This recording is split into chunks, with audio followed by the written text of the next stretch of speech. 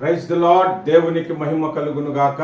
నజరేయుడైన యేసు నామములో మీ అందరికీ నా శుభములు ఆశీర్వాదములు తెలియజేస్తున్నాను. మరొక వాక్య భాగమును మనము చదువుకుందాము. ఈ దినమందు నోవాహు నిర్మించిన ఓడలోని యేసుక్రీస్తు ప్రభువుని మనం ఏ విధంగా గమనించవచ్చో కొన్ని విషయాలు మనం ధ్యానం చేద్దాము. ఆదికాండము 6వ అధ్యాయము 13వ వచనము నుండి కొన్ని వచనాలు నేను చదువుతున్నాను, దయచేసి గమనించండి. దేవుడు నోవాహుతో, సమస్త శరీరుల మూలముగా భూమి బలత్కారముతో నిండి ఉన్నది గనుక నా సన్నిధిని వారి అంతము వచ్చి ఉన్నది.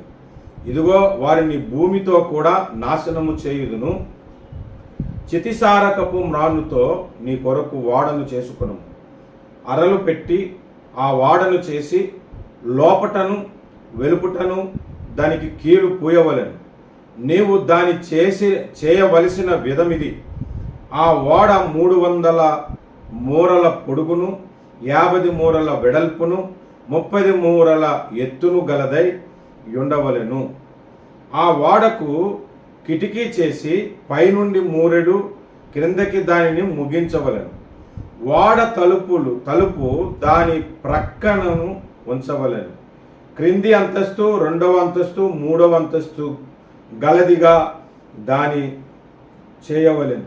ఇదిగో నేనే జీవవాయుము గల సమస్త శరీరులను ఆకాశము క్రింద నుండకుండా నాశనము చేయుటకు భూమి మీదకి జల ప్రళయము రప్పించుచున్నాను. లోకమందున్న సమస్తమును చనిపోవు. ప్రార్థన చేసుకొని ఈ వాక్యాన్ని మనం వివరించుకుందాం. ప్రేమగల మా తండ్రి, నమ్మకమైన నా ప్రభువా, సర్వశక్తిమంతుడా, పరిశుద్ధుడా, నీకే వందనాలు, స్తోత్రాలు, స్తుతులు చెల్లిస్తున్నాము. ఇదిగో నాయన, నోవాహు నిర్మించిన వాడ భాగమును మేము చదువుకున్నాము ఆదికాండములో నుండి. ఈ నిర్మాణములో మీరు తెలియజేస్తున్న అతి ప్రాముఖ్యమైన విషయాలను మేము ఇప్పుడు ధ్యానిస్తూ ఉండగా కృప చూపి సహాయం చేయమని యేసుక్రీస్తు మహాపరిశుద్ధ నామమున స్తుతిస్తూ ప్రార్థన చేస్తున్నాము మా ప్రియ పరలోకపు తండ్రి, ఆమేన్. ప్రభునందు ప్రియులారా, దేవుడు నోవాహును వాడను సిద్ధము చేసుకోమని చెప్పాడు. ఎందుకు అనంటే, భూమి మీదకి నేను జలప్రలయమును తీసుకొని రాబోతున్నాను. ఆ జలప్రలయములో ప్రతి ప్రాణి కూడా చనిపోతుంది. ప్రతి పురుగు, ప్రతి జంతువు ఎవరు కూడా ఉండకుండా మొత్తం తుడిచివేస్తున్నాను. నీ కుటుంబము సజీవంగా ఉండాలి అంటే నీ కుటుంబం కొరకు కొన్ని జంతువులను నేను అందులోనికి రాణిస్తున్నాను, జతలుగా. వాటి కొరకు మరలా క్రొత్త ప్రపంచం మీ ద్వారా ప్రారంభించటానికి మీరు ఆ జలప్రలయములో మునిగిపోకుండా, కొట్టుకొని పోకుండా, నశించిపోకుండా ఉండటానికి ఒక ఓడను సిద్ధము చేసుకోమని దేవుడు చెప్పాడు. అయితే ఆ ఓడ ఎంత పొడుగు ఉండాలి, ఎంత ఎత్తు ఉండాలి, ఎంత వెడల్పు ఉండాలి చెప్పాడు. ఓడకు ఒకే ద్వారం ఉండాలన్నాడు. ఓడకు ఒక కిటికీ ఉండాలని చెప్పాడు. 3 అంతస్తులు కలిగా చేయమని చెప్పాడు. అరలుగా దానిని తయారు చేయమని చెప్పాడు. ఓడ చేసేటప్పుడు ఏం రానును వాడాలో చెప్పాడు. తర్వాత కీలు ఎలా పూయాలో చెప్పాడు. ఇంత క్లియర్గా దేవుడు ఎందుకు చెప్తున్నాడు? ఏ కారణం చేసి చెప్తున్నాడు? ఒకవేళ కీలు పూయమనేదంటే మరి చెక్క అతుక్కోవాలి కదండి, లోపలికి వాటర్ వస్తుంది కాబట్టి కీలు పూయమన్నాడని చెప్పుకోవచ్చు. 3 అంతస్తులు ఎందుకు చెప్పాడు? 4 అంతస్తులు చేస్తే వచ్చిన తప్పేంటి? 2 అంతస్తులు చేస్తే వచ్చిన తప్పేంటి? లేదంటే ఒకటే ద్వారం ఎందుకు? 2వ ద్వారం పెడితే తప్పేముంది? ఒకటే కిటికీ ఎందుకు? ఇలాగ మనం ఆలోచిస్తే దేవుడు ఆ కొలతలు చెప్పుటలోను, ఆ నిర్మాణ విధానము చెప్పుటలోను ఏదో ఒక పాఠాన్ని మనకు నేర్పిస్తున్నాడు. ఏదో ఒక సత్యాన్ని దేవుడు మనకి నేర్పిస్తున్నాడు. ఏమిటి అది అని మనం ఆలోచిస్తే, మొట్టమొదటిగా ఈ ఓడ మొత్తము యేసుక్రీస్తు ప్రభువుకి సాదృశ్యముగా ఉన్నది. యేసుక్రీస్తు ప్రభువుకి ఓడ ఏ విధముగా సాదృశ్యముగా ఉన్నది అని అంటే సింపుల్ లాజిక్లో ఒక పాయింట్లో చెప్పి ముగించుకోవచ్చు. ఏమిటి అనంటే యేసుక్రీస్తు వలనే మనందరము రక్షణ పొందాము. యేసుక్రీస్తు వలన మనము ఎలాగూ రక్షణ పొందాము, వాడ ద్వారా నోవాహు కుటుంబం రక్షణ పొందింది. కాబట్టి వాడ యేసుక్రీస్తుకి సాదృశ్యం అని చెప్పుకొని సింపుల్గా మనం ప్రసంగాన్ని ముగించుకోవచ్చు.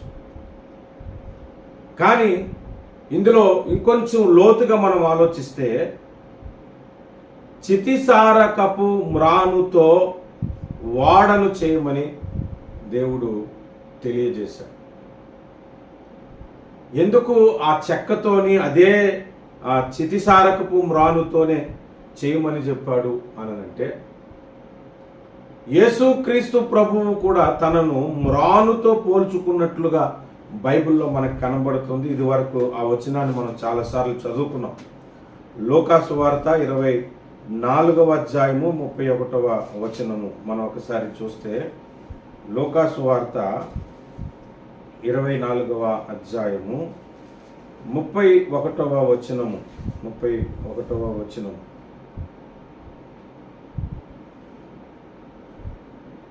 ఆ 23వ అధ్యాయము 31వ వచనము. వారు పచ్చిమ్రానుకే ఇలాగు చేసిన ఎడల ఎండిన దానికి ఏమి చేయుదురో అని చెప్పాను. ఇక్కడ వారు పచ్చిమ్రానుకే అంటే వారు అనంటే ఎవరైతే యేసు ప్రభుని సిలువకు అప్పగిస్తూ హింసిస్తున్నారో వారిని ఉద్దేశించున్నాడు. వారు పచ్చిమ్రానుకి అంటే పచ్చిమ్రాను అని తన్నపోల్చుకుంటున్నాడు. ఇలాగూ చేసిన ఎడల ఎండిన దానికి ఇంకేమి చేయుదురో అన్నాడు. ఎండిన మ్రాను అంటే పాపములున్న మనుషులకు సాదృశ్యము, పచ్చిమ్రాను అనంటే పరిశుద్ధుడైన యేసుకు సాదృశ్యమని మనకు అక్కడ కనబడుతుంది. ఈ మ్రాను అనేది దేనితో చేస్తారు అంటే చెట్లతో చేస్తారు. అందుకే యేసు ప్రభువు చెట్టుతో కూడా పోల్చబడ్డాడు కదా. మనం ఒకసారి గమనిస్తే యెషయా గ్రంథము 53వ అధ్యాయము, యెషయా గ్రంథము 53వ అధ్యాయము 12వ వచనము. ఏలయనగా మరణము నొందునట్లు అతడు తన ప్రాణమును దారపూసెను, అతిక్రమము చేయువారిలో ఎంచబడిన వాడేను, అనేకుల పాపమును భరించుచు తిరుగుబాటు చేసిన వారిని గురించి విజ్ఞాపన చేశాను. క్షమించండి, 1-2 వచనాలు. మేము తెలియజేసిన సమాచారము ఎవడు నమ్మెను, యెహోవా బాహువు ఎవనికి బయలుపరచబడెను, లేత మొక్కవలెను, ఎండిన భూమిలో మొలిచిన మొక్కవలెను అతడు ఆయన ఎదుట పెరిగెను. మొక్కతో పోల్చుకున్నాడు. మొక్కే మ్రానవుతుంది, తర్వాత మొక్కే వంగునది మ్రాను మొంగున అని అంటారు కదా, అంటే చెట్టు అవుతుంది అన్నమాట. మ్రానుతో యేసుక్రీస్తు ప్రభువుని పోల్చుకున్నట్లుగా మనం చూస్తున్నాం. యేసు ప్రభు సిలువకు వేలాడాడు చూశారు, అది కూడా చితిసారకపు మ్రానుతోనే చేయబడిందంట. గలతీ పత్రికలో ఒక వచనాన్ని మనం చదువుదాము. గలతీ పత్రిక 3వ అధ్యాయము 13వ వచనము. గలతీ 3:13.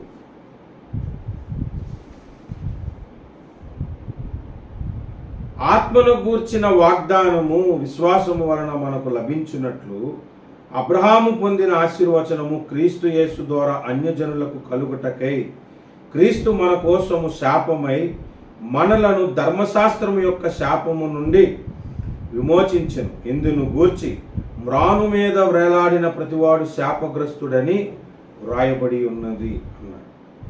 ఆయన మ్రానుతో ప్రోల్చబడ్డాడు, మ్రాను మీద వ్రేలాడదీయబడ్డాడు కూడా. కనుక మ్రాను యేసుక్రీస్తుకు సాదృశ్యముగా మనకు కనబడుతుంది. రెండవది మనం గమనిస్తే వాడకు ఒకే ఒక ద్వారము చేయమన్నాడు. ఆదికాండము 6:6లో చూస్తే ఒక ద్వారముని మాత్రమే చేయమన్నాడు. యేసు ప్రభువు కూడా ఈ ఒకే ఒక మార్గము పరలోకానికి. యోహాను సువార్త 10వ అధ్యాయము 8వ వచనం. 8వ వచనం యోహాను సువార్త 10:8. గొర్రెలు పోవు ద్వారమును నేనే అన్నాడు. ఒకే ఒక ద్వారం ఉన్నది పరలోకానికి, అది యేసు ప్రభు. నేనే ద్వారమును, మార్గమును, సత్యమును, జీవమును అన్నాడు కదా. ఒకటే మార్గము, ఆ ఒక మార్గములో ఉన్న ఒక ద్వారము యేసుక్రీస్తు ప్రభువే. కాబట్టి ఆ ఒక్క ద్వారము కూడా ఏమని మాట్లాడుతుంది అని అంటే, నేనే మార్గము, ఆ ద్వారము ద్వారానే లోపలికి ప్రవేశించాలి అని మాట్లాడుతుంది. వాడ ద్వారా రక్షణ పొందారు. వాడ మ్రానుతో చేయబడింది. మ్రాను యేసు ప్రభుకు సాదృశ్యంగా కనబడుతుంది. వాడకు ఒకే ద్వారం ఉన్నది. యేసు ప్రభు ఒక్కడే మార్గము పరలోకానికి, ఆయనే ద్వారము అని రాయబడి ఉంది. వాడ 3 అంతస్తులు గలదిగా చేయమని మనకు చెప్పాడు. 3 అంతస్తులు కలిగినదిగా. బైబిల్లో మనం చూస్తే దేవుడు తండ్రి, కుమార, పరిశుద్ధాత్ములుగా మనకు కనబడుతున్నారు. చూడండి, యోహాను సువార్త 10వ అధ్యాయము 37-38 వచనం. నేను నా తండ్రి క్రియలు చేయని ఎడల నన్ను నమ్మకుడి, చేసిన ఎడల నన్ను నమ్మకున్నను. తండ్రి నాయందును నేను తండ్రి యందును ఉన్నామని మీరు గ్రహించి తెలుసుకున్నట్లు ఆ క్రియలను నమ్ముడని వారితో చెప్పాను. అదే యోహాను సువార్త 8:16లో కూడా, నేను ఒక్కడనై ఉండక నేనును నన్ను పంపిన తండ్రియు కూడానున్నాము గనుక నేను తీర్పు తీర్చినను, నా తీర్పు సత్యమే అంటాడు. నేను తండ్రి ఏకమై ఉన్నామని అన్నాడు. మరొక సందర్భంలో ప్రభువే ఆత్మ అని కూడా రాయబడి ఉంది. అంటే యేసు ప్రభువే ఆత్మ అని 2వ కొరింథీ పత్రిక 3వ అధ్యాయము 17వ వచనము. ప్రభువే ఆత్మ. ప్రభు యొక్క ఆత్మ ఎక్కడ ఉండునో అక్కడ స్వాతంత్రం ఉండును. ప్రభువే ఆత్మ, దేవుడు ఆత్మ గనుక అని రాయబడి. అంటే తండ్రి, కుమార, పరిశుద్ధాత్మలు కలిసి ఉన్నటువంటి త్రియేక దేవుడు. ఆ త్రిత్వాన్ని ఆ వాడలో 3 అంతస్తులదిగా దేవుడు మనకి చూపిస్తూ ఉన్నాడు. కనుక వాడలో మనం నేర్చుకుంటున్నది ఏంటంటే, మ్రాను యేసు ప్రభువుకు సాదృశ్యము. వాడకున్న ఒక ద్వారము యేసు ప్రభువే మార్గమును చెబుతుంది. వాడ 3 అంతస్తులదిగా చేయమన్నాడు. యేసు ప్రభు ఒక్కడనే ఉండక తండ్రితో కలిసి ఉన్నాడని, తండ్రి అతడు ఏకమై ఉన్నాడని, అతను పరిశుద్ధాత్మ ఒక్కరేనని మనకి వాక్యము సెలవిస్తుంది. ఇంకా మనం ఆలోచిస్తే వాడకు కీలుపుయమన్నాడు. వాడకు కీలుపుయమని ఆది కాండంలో మనకు పర్టికులర్గా ఆ వచనము మనకు రాయబడి ఉంది. చూడండి, 6వ అధ్యాయము, ఆది కాండము 6వ అధ్యాయము 14వ వచనంలో, ఆ వాడను చేసి లోపటను వెలుపుటను దానికి కీలు పూయవలెను. ఒకసారి నిర్గమకాండములో కూడా మనం చూస్తే, నిర్గమకాండము 2వ అధ్యాయము 3వ వచనం.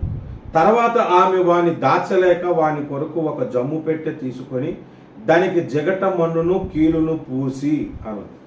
కీలు అనంటే జిగట మన్ను, కీలు అనేది ఏంటంటే చెక్కల రెండింటిని అతికించటానికి వాడేదన్నమాట. అతికించినప్పుడు ఈ వాడ తయారు చేసేటప్పుడు బయట నీళ్లు లోపలికి రావు.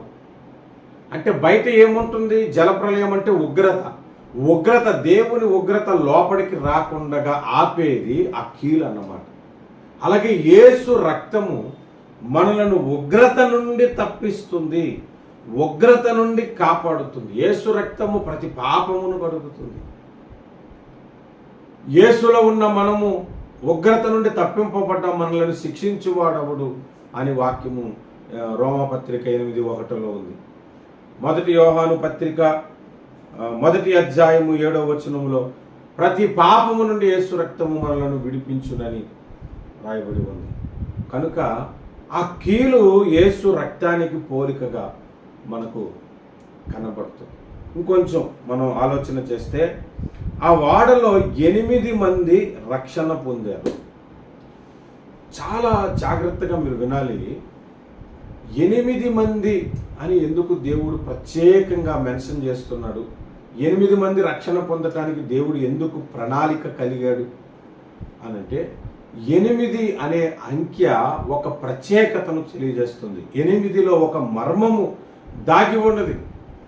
ఏమిటి అనంటే, 8 అనేది దేవుని సొత్తు అని అర్థం అన్నమాట. 8లో దాగి ఉన్నటువంటి మాట ఏంటంటే దేవుని సొత్తు, దేవునికి సంబంధించినది, దేవునికి అవసరమైనది, దేవునికి సంబంధించినదని అర్థం అన్నమాట 8 అనే మాట. ఎలాగును అనంటే ఆదికాండము 17వ అధ్యాయము 11వ వచనం నుండి మీరు చూడండి. ప్రతి మగవాడును సున్నతి పొందవలెను, మీరు మీ గోప్యాంగ చర్మమున సున్నతి పొందవలెను, అది నాకు నీకు మధ్యనున్న నిబంధనకు సూచనగా ఉండును. 8 దినములు వయస్సు గలవాడు అనగా నీ ఇంట పుట్టినవాడైనను, నీ సంతానము కాని అన్యుని యొద్ద వెండితో కొనబడిన వాడైనను, మీ తరములో ప్రతి మగవాడు మీలో సున్నతి పొందవలెను. 8వ దినమున సున్నతి పొందమని దేవుడు అబ్రహాముకు వాగ్దానం చేశాడు. 9వ దినమున ఎందుకు చెప్పలేదు, 7వ దినమున ఎందుకు చెప్పలేదు అనుకోవచ్చు మనం. 8 అనేది ఎందుకు చెబుతున్నాడంటే దేవునికి సంబంధించినది అని. అతడు నావాడు, నాకు సంబంధించిన వ్యక్తి అనటానికి 8వ దినమున సున్నతి పొందాలని దేవుడు అబ్రహాము దగ్గర ఆజ్ఞాపించాడు. అంతేందుకు యేసు ప్రభు కూడా పుట్టిన తర్వాత 8వ దినమున సున్నతి చేయబడటానికి దేవాలయమునకు తీసుకుని రాబడ్డాడని బైబిల్లో రాయబడి ఉంది. లూకాసు వార్త 2వ అధ్యాయము 21వ వచనము. ఆ శిశువునకు సున్నతి చేయవలసిన 8వ దినము వచ్చినప్పుడు అని రాయబడింది. చూసారా, సున్నతి చేయబడటానికి యేసు ప్రభు 8వ దినమును తీసుకుని రాబడ్డాడు దేవాలయము దగ్గరికి. లేవి కాండము 12వ అధ్యాయము 3వ వచనం కూడా చూడండి. లేవి కాండము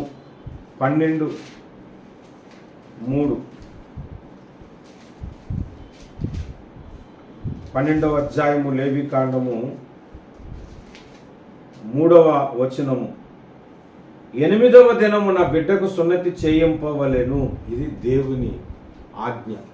8 అనే నెంబరు ఏం చూపెడుతుందంటే దేవుని సొత్తు అని చూపెడుతుంది. మనందరము యేసు రక్తము చేత కొనబడి కడగబడి దేవుని సొత్తైన ప్రజలము అని బైబిల్లో 1 కొరింథీ పత్రిక 6వ అధ్యాయము 19వ వచనములో రాయబడి ఉంది. అంటే ఇక్కడ మీరు గమనించండి, 8 మందే రక్షణ పొందటానికి గల కారణం ఏమిటి అనంటే 8 అనే సంఖ్య దేవుని సొత్తైన ప్రజలను సూచిస్తుంది. ఎవరైతే దేవుని సొత్తైన ప్రజలుగా ఉంటారో వాళ్ళు మాత్రమే పరలోకానికి చేరుకుంటారు, వారు మాత్రమే రక్షణ పొందుతారు అనటానికి 8 మందిని రక్షణలోనికి నడిపించాడు దేవుడు. ఆదికాండము ఆ వాడలోనికి 8 మంది రావటానికి గల కారణం ఏమిటంటే దేవుని సొత్తైన ప్రజలు మాత్రమే రక్షణ పొందుతారు అని చెప్పటానికి 8 అనే సంఖ్య మనకు అక్కడ ప్రాముఖ్యంగా నేర్పిస్తుంది. ఇంకా మనము ఆలోచన చేస్తే వాడలోనికి రండి అని సువార్త ప్రకటింపబడింది. ఎంతకాలము సువార్త ప్రకటింపబడింది అనేది మనం ఆలోచిస్తే చాలామంది 120 సంవత్సరాలు నోవాహు సువార్త ప్రకటించాడని చాలామంది చెబుతారు. కానీ 120 సంవత్సరాలు అనటానికి వాక్యములో ఆధారం లేదు. కానీ ఎంతకాలం సువార్త ప్రకటించాడు అన్నది మనం ఆలోచన చేస్తే మొదటిగా మనము ఆదికాండము 5:32 మనం చదివితే, నోవాహు 500 ఏండ్లు గలవాడై షేమును, హామును, యాపేతును కనేను. నోవాహుకి 3 పిల్లలు పుట్టినప్పుడు 500 ఏండ్లు వయసు. అంటే 500 సంవత్సరాలకి ఆయనకి గర్భఫలము కలిగింది.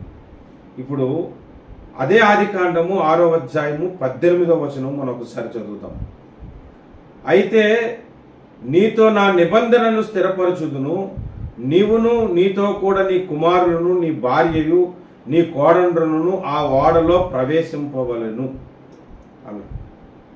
ఇప్పుడు మీరు గమనించండి, వాడలోనికి ప్రవేశించమని దేవుడు ఎప్పుడు చెబుతున్నాడు అని అంటే పిల్లలు పుట్టినప్పుడు కాదు, పిల్లలు పుట్టినప్పుడు ఆయనకి 500 ఏండ్లు, అప్పటికి కోడళ్ళు ఉండరు కదా. కోడళ్ళు వచ్చారు అని అంటే అర్థం ఏమిటి? వాళ్ళు పెరిగారు, పెద్దయ్యారు, పెళ్లి చేసుకున్నారు. ఆ రోజుల్లో పెళ్లి చేసుకుంటే కనీసం 40 సంవత్సరాలు వస్తే యవ్వన ప్రాయం వచ్చినట్లుగా లెక్కేసి పెళ్లి చేశారు. ఇప్పటికిలాగా 20 ఏళ్ళకి పెళ్లి చేయటం కాదు, కనీసం 40 ఏళ్ళు మినిమం వచ్చిన తర్వాతే పెళ్లిళ్ళు చేసేవారు. అంటే నోవాహుకి దాదాపు 540 సంవత్సరాలు వచ్చేయాలన్నమాట ఈ వాడ నిర్మాణము చేయమని దేవుడు ఆజ్ఞాపించిన సమయానికి. మరి నోవాహు ఎంతకాలం బ్రతికాడు? మనం ఆలోచిస్తే 7వ అధ్యాయం ఆదికాండము 6వ వచనం చూడండి. ఆ జలప్రలయము భూమి మీదకి వచ్చినప్పుడు నోవాహు 600 ఏండ్లు వాడు. 500 ఏండ్లప్పుడేమో పిల్లలు పుట్టారు, 600 ఏండ్లప్పుడేమో జలప్రలయం వచ్చింది. అంటే 5కి 6కి మధ్యలో 100 సంవత్సరాలు ఉంది. వాళ్ళకి పెళ్ళిళ్ళు అయ్యాయంటే అప్పుడు సువార్త ప్రకటించడం ప్రారంభించాడు నోవాహు. ఎందుకంటే వాడ నిర్మాణము చేయమన్న దినమందే నీవు నీ కుమారులు నీ కోడళ్ళు రావాలని అన్నాడంటే అప్పటికే కొడుకులకి పెళ్ళయి కోడళ్ళు ఉన్నారు. అంటే మీరు ఆలోచన చేయండి. అంటే 540 సంవత్సరాలకి వాళ్ళకి పెళ్ళిళ్ళు అయితే, అంటే 40 సంవత్సరాలకి వారికి పెళ్ళిళ్ళు అయితే, అంటే నోవాహుకి 540 సంవత్సరాలు వచ్చాయి. 600 ఏండ్లప్పుడు జలప్రలయం వచ్చిందంటే ఇంకా ఎన్ని సంవత్సరాలు ఉన్నప్పుడు? 60 సంవత్సరాలు మాత్రమే సువార్త ప్రకటించాడు అన్నమాట. లేదా 70 సంవత్సరాలు అనైనా మనం లేదా 80 సంవత్సరాలైనా వేసుకోవచ్చు. అంతేగాని 120 సంవత్సరాలు నోవాహు సువార్త ప్రకటించాడు అనేది లేఖనము ఒప్పుకోదు, వాక్యము ఒప్పుకోదు. ఇది సత్యము. ఎందుకు ఈ మాట చెబుతున్నానంటే 60, 70, 80 అనే సంఖ్య మనుషుని యొక్క ఆయుష్. మనం 70 సంవత్సరాలు బ్రతకాలి, అధిక బలం ఉంటే 80 సంవత్సరాలని 90వ కీర్తనలో రాయబడి ఉంది. అంటే మనము పుట్టి చనిపోయేలోపు స్వార్థ ప్రకటించే బాధ్యత దేవుడు మనకు పెట్టాడని అదొక నంబర్. ఆ నంబర్ ద్వారా కూడా దేవుడు మనకు ఇక్కడ మాట్లాడుతున్నాడు. ఇంకా మనం నోవాహు వాడను గురించి మనం ఆలోచన చేస్తే జలప్రలయము వచ్చి వారందరినీ నశింపజేసింది. ఆనాడు వచ్చిన ఆ జలప్రలయము ఇప్పుడు అగ్నికి సాదృశ్యముగా ఉన్నదని మనకు బైబిల్ చెబుతుంది. దయచేసి చూద్దాము. 2వ కొరింథీ పత్రిక, 2వ పేతురు పత్రిక 3వ అధ్యాయము 6-7 వచ్చిన. ఆ నీళ్ల వలన అప్పుడున్న లోకము నీటి వరదలో మునిగి నశించెను. అయితే ఇప్పుడున్న ఆకాశమును భూమియు భక్తిహీనుల తీర్పును నాశనమును జరుగు దినము వరకు అగ్ని కొరకు నిలువ చేయబడినదే అదే వాక్యము వలన భద్రము చేయబడి ఉన్నది. ఒకప్పుడు నీళ్ళ వలన నశించిపోయిన ఆ తరములు ఆ నేల ఇప్పుడు అగ్ని కొరకు కాచుకుని ఉన్నదంట. అంటే ఆ నీళ్ళే అగ్నికి సాదృశ్యం అన్నమాట. అగ్నికి భూమి ఎలాగో ఆహుతైపోతుందో ఒకప్పుడు నీళ్ల వలన అప్పుడున్న లోకము మునిగిపోయేను అని రాయబడి ఉంది. అంటే రాబోతున్న అగ్నిగుండము నుండి మనలను తప్పించటానికి ఈ భూమిని కూడా అగ్నిగుండంలో విసిరివేయబడుతుందని ప్రకటన గ్రంథంలో ఆ అగ్నిగుండమును తప్పివేయబడటానికి ఈ వాడ నిర్మాణము జరిగింది. కనుక ఆ వాడ యేసుక్రీస్తుకు సాదృశ్యమని మనము చెప్పుకుంటున్నాం. ఆనాడు ఆ వాడలో ఒక కుటుంబం రక్షణ పొందింది. రక్షణ పొందిన మనమందరము దేవుని కుటుంబం అని ఎఫెసీ పత్రిక 3:14లో రాయబడి ఉంది. ఆ వాడకు అరలుగా దేవుడు నిర్మాణము చేయమని చెప్పాడు. అరలుగా దానిని నిర్మించమని చెప్పాడు. అరలు అంటే క్రమము అని అర్థం. మన బీరువాకు అరలు ఉంటాయి. అరలు ఉన్నప్పుడు చీరలన్నీ ఒక దగ్గర, జాకెట్లన్నీ ఒక దగ్గర, ఇంకా టవల్స్ అన్నీ ఒక దగ్గర, దుప్పట్లన్నీ ఒక దగ్గర పెట్టుకుంటాం, ప్యాంట్స్ అన్నీ ఒక దగ్గర, షర్ట్లన్నీ ఒక దగ్గర పెట్టుకుంటాం. అరలు లేవనుకోండి బీరువాకి, అన్ని పోగేసేయడం తప్ప ఉపయోగం ఉండదు. పద్ధతిగా మనం పెట్టుకోలేం. అంటే అరలు అనేది క్రమంగా పెట్టుకోవటానికి ఉపయోగపడుతుంది. అందుకే అరలు క్రమమునకు సాదృశ్యం. యేసు ప్రభువు కూడా క్రమాన్ని ఇష్టపడతాడు. అక్రమము చేయువారులారా నా యొద్ద నుండి తొలగిపోండి, క్రమముగా ఉంటేనే నా యొద్ద ఉండమని చెప్పాడు. దేవునికి క్రమం అంటే చాలా ఇష్టం. క్రమముగా పనులు చేయాలి, క్రమముగా ప్రార్థనలు చేయాలి, క్రమముగా సేవ చేయాలి, క్రమముగా ఆరాధనను నడిపించాలి, అల్లరిగా నడిపించకూడదు. ప్రతి విషయంలో క్రమమును మనం పాటిస్తున్నప్పుడు దేవుడికి చాలా ఇష్టం. కొన్ని మందిరాలకు వెళ్ళినప్పుడు చెప్పులు అడ్డదిడ్డంగా పడేస్తారట, క్రమంగా పెట్టరు. కానీ కొన్ని మందిరాలకు వెళ్ళినప్పుడు చెప్పులు క్రమంగా పెట్టడానికి కూడా ఒకరు బయట ఉంటారు. క్రమము ప్రతి విషయంలో ఉండాలి. చెప్పుల విషయంలోనే కాదు, లోపల పాటలు పాడే విషయంలో క్రమం ఉండాలి. కొంతమంది పాటలు పాడుతూనే ఉంటారు, ప్రసంగికుడు వచ్చిన ప్రసంగానికి మైక్కి సమయం, ఎందుకంటే వాళ్ళు అలుగుతారు వీళ్ళు అలుగుతారని క్రమము తప్పి పాడుతారు. క్రమం ఉండదు. బోధకుడిని పిలుస్తారు, మధ్యలో ఈయన కొద్దిసేపు ప్రసంగం చేస్తారు. కొంతమంది బోధకుడు ప్రసంగం చేసి వెళ్ళిపోయిన తర్వాత మళ్ళీ కంటిన్యూస్ ఈయన కొద్దిగా ప్రసంగాలు చేస్తారు. క్రమము లేని కార్యక్రమాలు సంఘాలు నాడు ఉంటున్నాయి. దేవుడు క్రమాన్ని ప్రేమిస్తాడు. వాడలో కూడా దేవుడు క్రమమును మనకి చూపించాడు. వాడకు ఒక కిటికీ ఉంది. కిటికీ దేనికి? చూడటానికి, బయట గాలి లోపలికి రావటానికి, వెంటిలేషన్ కొరకు మనం వాడుతాం కదా. కిటికీ అనేది ఎక్కువగా తెరిచి చూడటానికి. ల్యాప్టాప్స్ను కూడా 2004 విండోస్, 2012 విండోస్, 2024 విండోస్ అని వస్తుంది. విండోస్ అంటే చూడటం. ఆ ల్యాప్టాప్ అక్కడి నుంచి ఆ బయట ఉన్నదంతా చూడటం అనమాట. ప్రపంచం అంతా కూడా ఆ విండోస్ ద్వారా చూడొచ్చు అనమాట. అలాగే కిటికీ ప్రతి ఇంటికి ఉంటుంది, వాడకి కూడా ఉంది. ఎందుకంటే బయట ప్రపంచాన్ని అందులో నుంచి చూడొచ్చు. మనము క్రీస్తులో ఉండి బయట ప్రపంచాన్ని చూడొచ్చు, కానీ బయట ఉండి క్రీస్తులోనికి రాకుండా ఉండటం ప్రమాదం. ఈ కిటికీ ఎందుకు తెరవాలి అని అంటే, కిటికీ కొరకు ప్రత్యేకంగా నేను ఒక వర్తమానం చెప్పడానికి ఇష్టపడుతున్నాను. ఆ దినం వచ్చినప్పుడు కిటికీని గురించి నేను ప్రసంగం చేస్తాను. ప్రస్తుతానికి కిటికీ అనేది బయట ఉన్నవన్నీ చూడటానికి, క్రీస్తులో ఉండి బయట ప్రపంచం ఏమిటో మనము గమనించుకొని క్రీస్తులో మనము బలపడాలని ఈ లేఖనము సెలవిస్తుంది. చివరిగా ఒక మాట చెబుతారు. వాడ 300 పొడుగు, 30 మూరలు ఎత్తు, 50 వెడల్పు అన్నాడు. 300 అంటే 100 మనకు అందులో కనబడుతుంది. 100 బైబిల్లో దేనికి సాదృశ్యము అంటే పరిపూర్ణతకు, ఫలించుట కొరకు. సంపూర్ణముగా ఫలించుట పరిపూర్ణము అవుతుంది. 30 దంతులు, 60 దంతులు, 100 దంతులుగా ఫలించాలని బైబిల్ చెప్తుంది కదా. 100 దంతులు అనే దగ్గర మనకి ఏం కనబడుతుంది? సంపూర్ణముగా ఫలించినట్లు అన్నమాట. 60 దంతులు అంటే సంపూర్ణంగా ఇంకా ఫలించలేదు. 30 దంతులు అంటే ఇంకా పరిపూర్ణముగా ఫలించలేదు. మరి 100 దంతులు అనగానే పరిపూర్ణముగా ఫలించుట. అందుకే 100 అనేది పరిపూర్ణము, కంప్లీట్ అనమాట. 100% అయిపోద్ది అంటే కరెక్ట్గా అయిపోద్ది, 100% అయిపోతుందనే కదా అర్థం. కాబట్టి పరిపూర్ణుడు మన ప్రభువు అని సూచిస్తుంది. 50 పరిశుద్ధాత్మను సూచిస్తుంది. పరలోకపు తండ్రి పరిపూర్ణుడు, 50 పరిశుద్ధాత్మను సూచిస్తుంది. 50వ దినమున పరిశుద్ధాత్ముడు కుమ్మరింపబడ్డాడు.